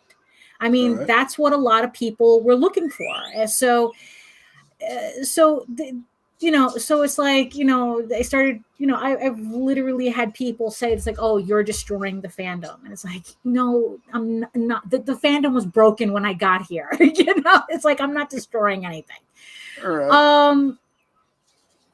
So yeah, I got a lot of pushback back then because they saw the fandom as, and mind you, it's not like people had this stuff out in the open. I mean, we had separate books for the erotic art. Everything was covered. Right. It's not like, we were letting little kids go through our books. So Right. we knew what our responsibility was in terms of this content. But, people were still like upset that, that furry fandom was being associated with it because it's salacious. It's like there was an article, and I think, like, I don't remember, Vanity Fair, that kind of set the whole thing off. And so back then, yes, when I started doing regular conventions, it depended on the convention. There was a time where I was selling this stuff at regular conventions too, but I still kept everything covered and whatnot. Right. But after a while, I started phasing it out only because of the whole guilt by association thing with everything else on the table. Gotcha. So it's gotten to a point where now it's like, well, if we ever go back to conventions again, but when, like, last year or so, I've been really avoiding even bringing like my tamer sketchbooks. So just in general, because like I said, the whole guilt by association thing, I've never had an outright issue with it. But you're trying to nip it in the bud. Right. Yeah. It's like, because it's like, I would see how people would react, and even though they wouldn't say anything, it's like, this is going to be a problem. This is an issue. So I've brought it up many times on these shows that back in the 90s, I went to a lot of comic book conventions. And back then, that is a completely different beast than what comic book conventions are now, because I went in, he was 14, my next door neighbor, and we walked in, and of course you had all of these booths with women that were 3/4 undressed. Oh, just right. barely Yeah. nipples The whole covered. booth babe thing. Yeah. Yeah, and he looks at me and he nudges me and he goes, "Man, them some all day suckers," talking about the big titties. And back then, I think that some of this kind of fetish stuff would have went over a lot better. And matter of fact, I know it did because I was involved with a lot of comic book stores. I saw a lot of indie comics, especially the black and white kind of fetish things that you would usually see up until then. You would only find in the adult video stores, on one rack that have these black and white fetish comics, and some of them were just, you could tell that they were these freaks living in their mom's basements drawing out this stuff. Right. Yeah. You can always tell when it's kind of not genuine. Exactly. You're right. Yeah. And they knew somebody at the video store, so they got them to put their comic books on there. And so while that stuff may have been more acceptable back then, I think it's more relevant today, or more realistic today. Right. Because you actually have folks that are trying to further the knowledge of the fetish industry, like Rob. And you who may not necessarily practice the Right. fetish, but you're still trying to bring knowledge and understanding to that. Right. I mean, I try, I because yeah, like I said, research, it's Right. um like the main magazine that did it for me was Marquis. It's a German fetish magazine. It's mostly like latex fetish. And Yeah. it's like, Get into latex. and it's like, well, okay, so I'm not like physically into this, but I still want the artwork to reflect that I know what I'm talking about, kind of. Right. So yeah, so when people are just making stuff up, and it's like they're making it, I don't know, that's Out of that says fantasy. more Right. about them, Right. They're totally going out Um, of fantasy than to yeah. any knowledge. Right, yeah. And we all know, folks, that fantasy does not hardly ever correlate with reality. Right, Fantasy yeah. gets a lot of people in trouble. Mhm. It can lead to a lot of damaging consequences, Right. especially when they don't seek out the consent of Right. others. The bondage things, even in rape fantasies, those Right, yeah. can be played out correctly Right, with yeah. the right partner and Yeah. the right consent, Right, and yeah. safe words and all of that stuff. And we have to admit that here in this country there are a shitload of prudes, and I mean, you can't Right. even buy alcohol on Sundays in Texas, liquor, because of the Bible Belt. I grew up right next to the Baptist seminary, and I'm old enough to remember Texas blue laws, which meant that you couldn't buy certain things on Sundays, let alone Right. alcohol. But you couldn't buy certain little items because it was considered against God. Right. And folks, we've gone like an hour and 40 minutes. We're going to still come back and speak with Daphne some more, but I've got to take a quick break here because we went a long time without one. But we'll be right back here in just a couple of minutes. And if I can find, there it is. Hang on. We'll be right back with Daphne.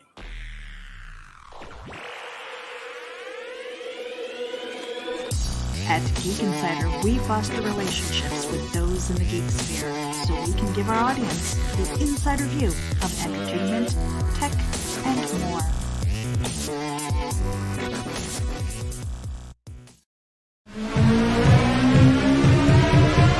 This is the Legend of the Traveling TARDIS. Follow us on Facebook, Twitter, and Instagram. Subscribe to us wherever you listen to your favorite podcasts. Also catch us on the HWWS Web TV YouTube channel. Subscribe today and become part of the legend. Rhonda here from Colorado. I am COVID quarantining. My kids, I teach 6th grade math, and they're always telling me, you know what, Miss Rhonda, you do you. So I've been tripping for about 30 days now. Looking for love during a health pandemic? Try COVID Connections, a new dating app for a new normal. For those of you who are concerned about contracting this COVID-19,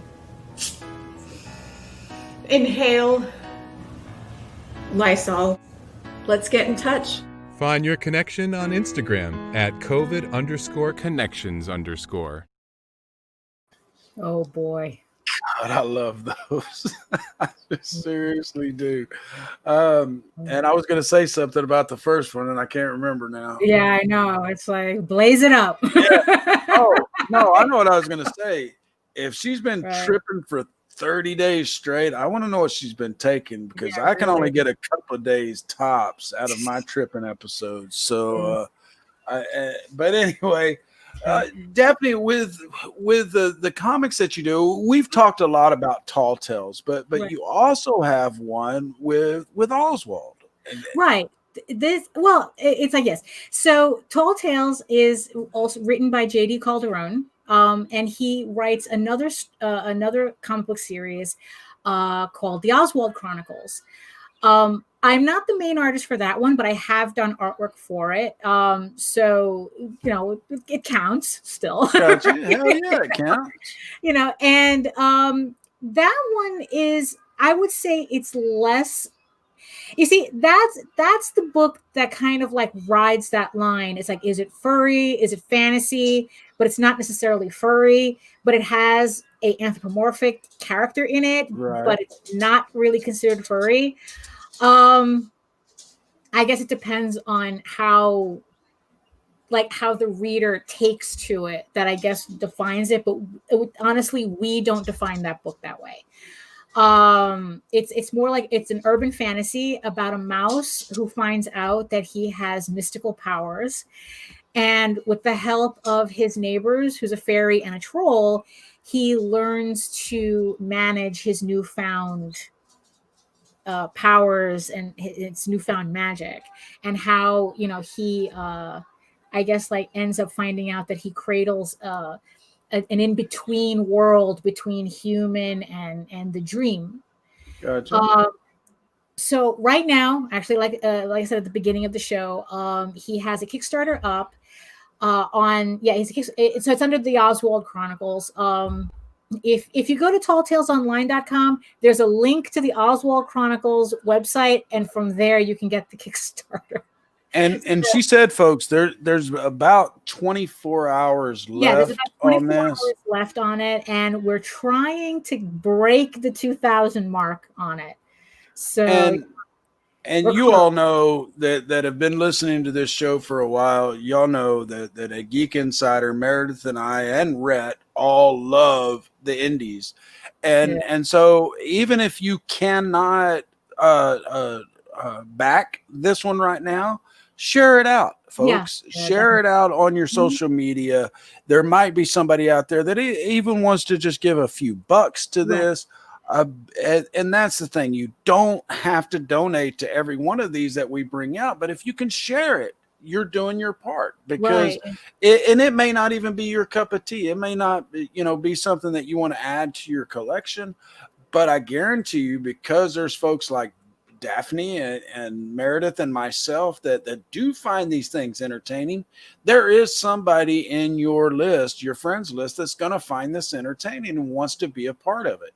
Mm-hmm. So if you can just share it out, it's greatly appreciated, everybody. Yeah, you'd be amazed the difference. I mean, every little bit helps, but sometimes sharing out the links is tremendous. Oh, very much so. The result that we get from that. And Pete Vasquez said that he's been commissioned to draw tons of furry images. Yeah, exactly. Yeah. And we've got Doug, if I can read correctly, say, I need my glasses on, but I hate the glare that comes on from my screen. Yeah. And so I always take them off, and then I can't see worth a shit. And so, but we got also Max Weston that has joined in. And of course, we've got the folks from Indie Volt Radio that has been tuning in. We've got Barbara Prasani for popping into our watch party. I totally butchered it. This is why I usually have Meredith on with me, because she's better at pronouncing these names. I always blame it on my Southern accent. It's not that. It's just that I'm a dumbass and I don't know how to pronounce names. But we'll use the Southern accent as an excuse. Daphne, if you could, attend any convention, what would it be? Wow. Which one would it be? I don't know. I miss San Diego. and it's really funny, because it's like for the last couple of years, I've been up to here with conventions. It's like, so I guess, so it's like, I was like, we're phasing, it's like, if I never see another convention again, we do better on Kickstarter, it's like, why don't we have to go anywhere? And it's Leaving my car. Yeah, exactly. It's like all the crap we got to bring and the setup and dealing with the show. But now that we're really forced not to go anywhere, I'm fiending. It's like, I would go to a convention in a heartbeat. But honestly, I think San Diego would be the show I would like to see again. You That's know, one I would. well, it's a nightmare to get to. Well, that's one I would kill or die to go Yeah. to. Is San Diego. Right. You know, like I said, I used to go to the conventions back in the 90s. I'm in the Austin area now. And it was kind of sad. I went to one right at a year ago. It was in August of last year, and it was in a smaller county. Right. And I had a freaking blast Yeah. at that one. It was huge. There was lots of cosplay. The guests were just really hospitable. And then I go to one, I hate to say their names because I don't want to burn bridges, but their first name and last name begins with the same initial. Rob always gets it right off the bat. But I went there, and they're bringing people in from Smallville, from one thing, which Smallville ended like a decade ago. Yeah. And there was Henry Winkler, which, good God, how long has it been since Henry Winkler has been relevant? And not only that, the guests were just kind of assholes. I met Greg Brady from the Brady Bunch, and I call him out all the time. I wish he would reach out to me because, Greg, you were a prick. You just really were. I'm in a wheelchair, and you acted like it was just a taken out of your time of the day to even speak with me. And so, but then I met other people that were really great. Don't get me wrong. There were some kick-ass guests there, but I was just really disappointed with the one that's Wizard World. I mean, again, back in the 90s with comics, Wizard World was one of the huge names.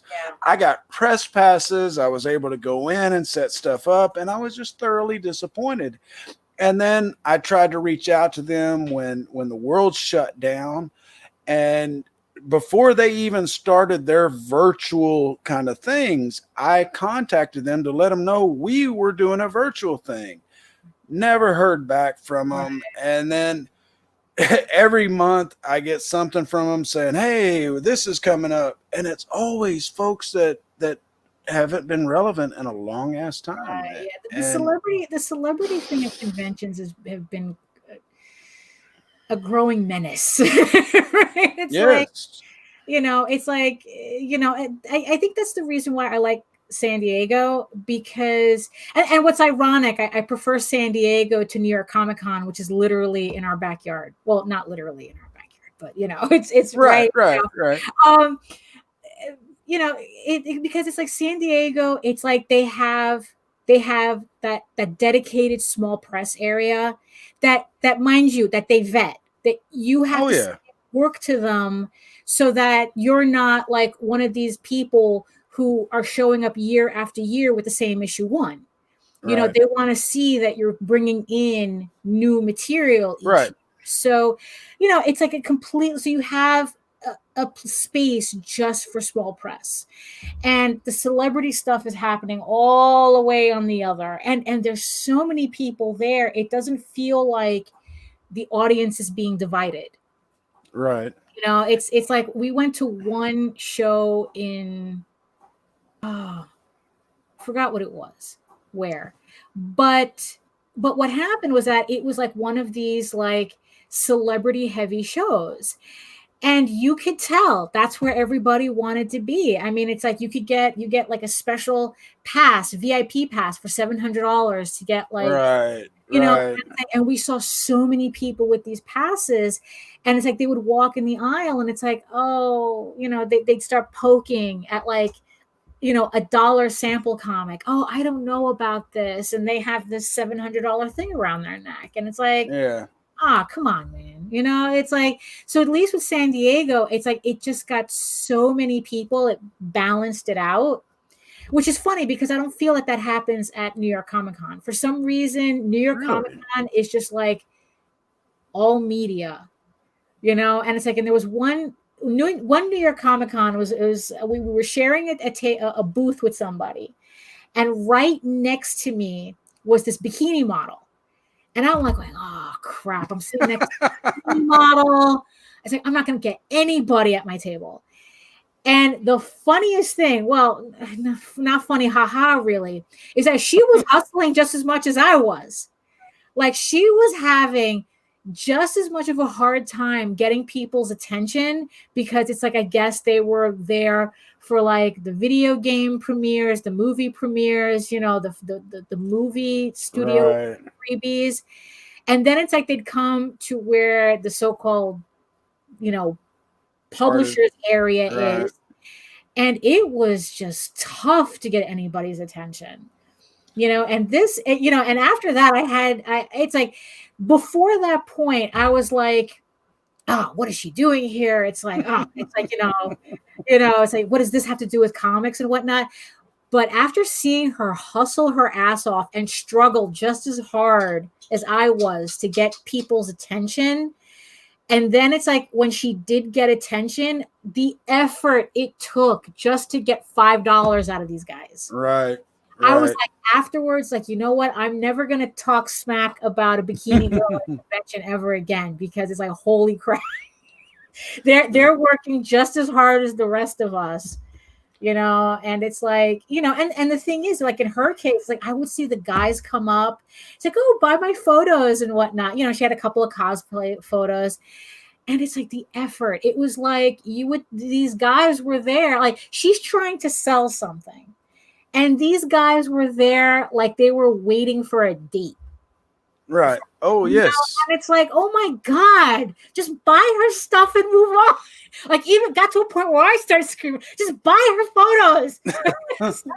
Yeah, they all think that they are Rico Suave, and that they, you know, these are the same guys that go to the titty bar and think that they're going to take the stripper home. You know? Yeah, exactly. You know, that I'm the only one that understands you. Right, exactly. You know, and one thing that I've really noticed with a lot of the conventions is that, of course, the age range is that 24 to 35. Mm-hmm. You get some that are old like me, the old school, that just love the comics, want to meet the indie artists and the indie writers, and goes down Writers Alley and Artist Alley and just wants to meet the people. Yeah. You know, that's where I spend most of my money, is on Artist and Writers Alley. I'll buy books. I buy just new comics that I never would have heard of.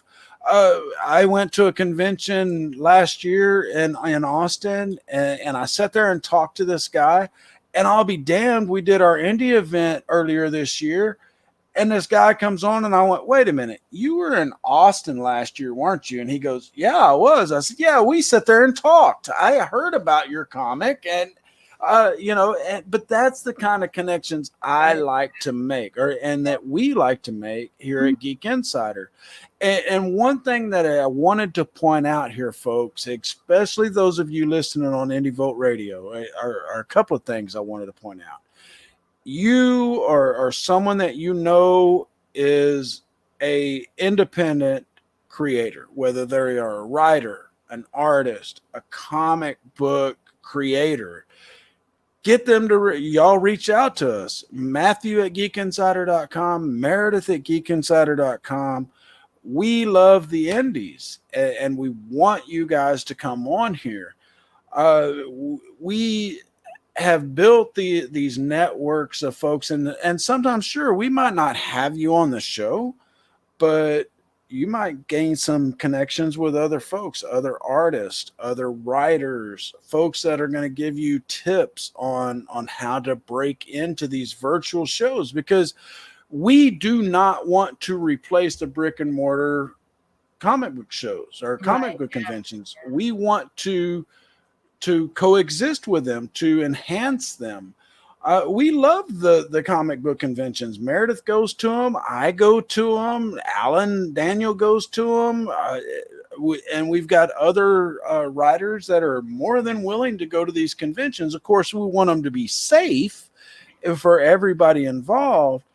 But we want to get back to the conventions. We love meeting. Of course, we love meeting celebrities. But the big thing is meeting the folks like Daphne and Rob and just the list goes on and on. Christian Basil from The Legend of the Traveling TARDIS, and all of these connections that we've made over the last 8 months. And we, we hate to say it, but the pandemic really did a lot for our networking. Yeah. We met a lot of people that we wouldn't have met if it hadn't have been for the pandemic. Meredith is down in her area in Florida. I'm in my area in Texas. And we have, friend of a friend of a friend. We've met folks and really expanded our network.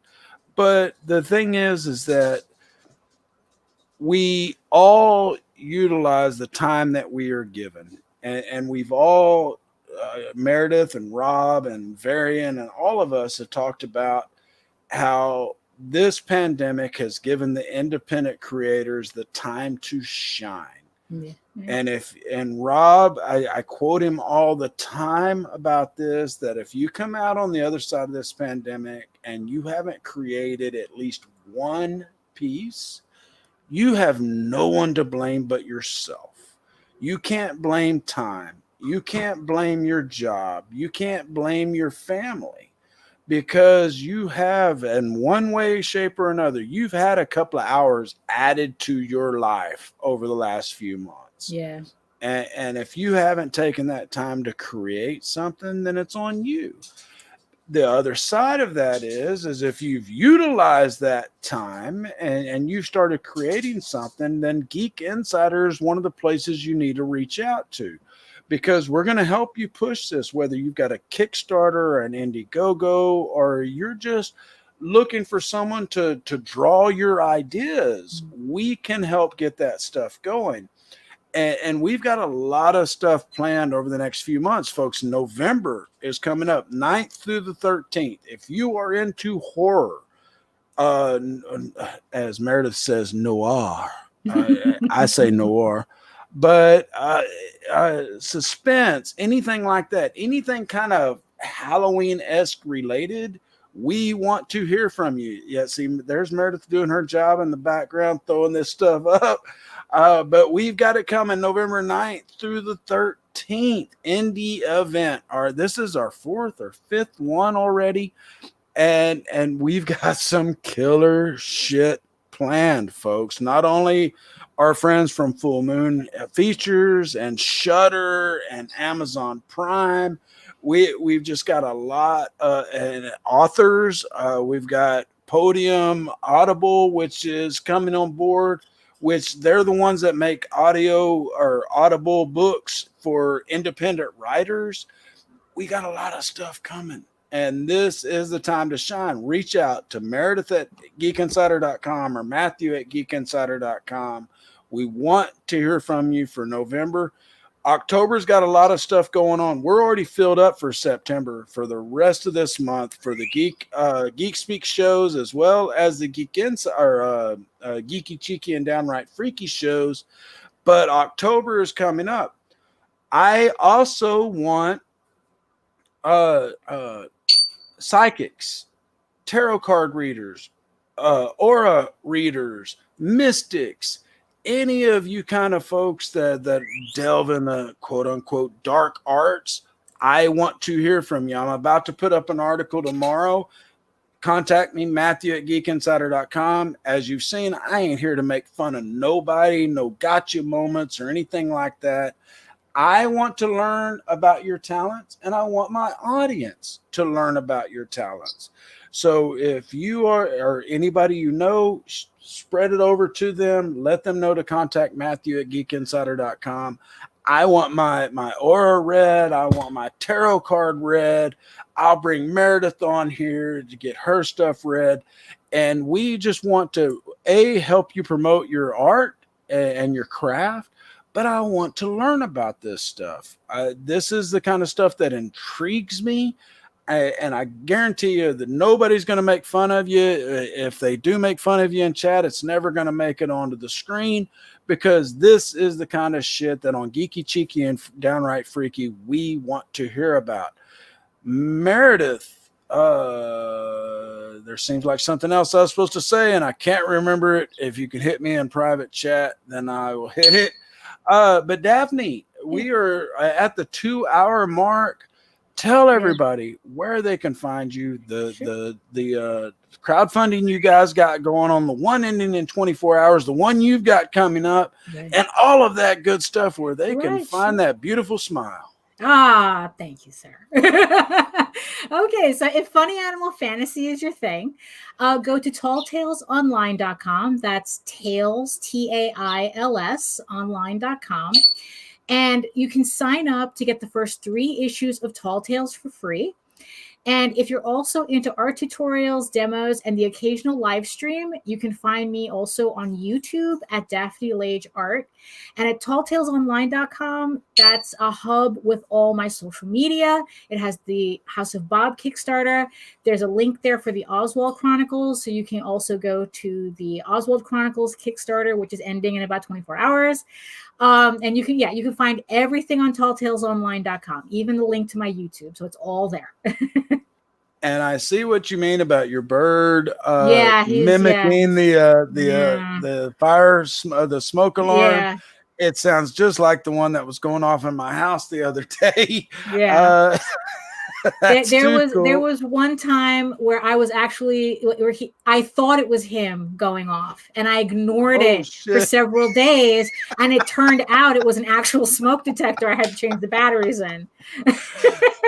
That could be a little confusing. Yeah, that can be. Yeah, exactly. Yeah. Well, Daphne, stick around for just a minute. We'll head into the green room as I close this out, and we'll force Meredith up here to talk to us as well. Okay. We're gonna close it out. Everyone, thank you all so much for tuning in to the first, Sunday night episode of Geeky, Cheeky, and Downright Freaky. This was a little change because we're so used to Wednesdays, but I have got something planned for y'all next Wednesday, or next Sunday, I should say. We're going to talk about some freaky kind of shit, man, where there's been whole towns that just started dancing for no reason and danced until they died.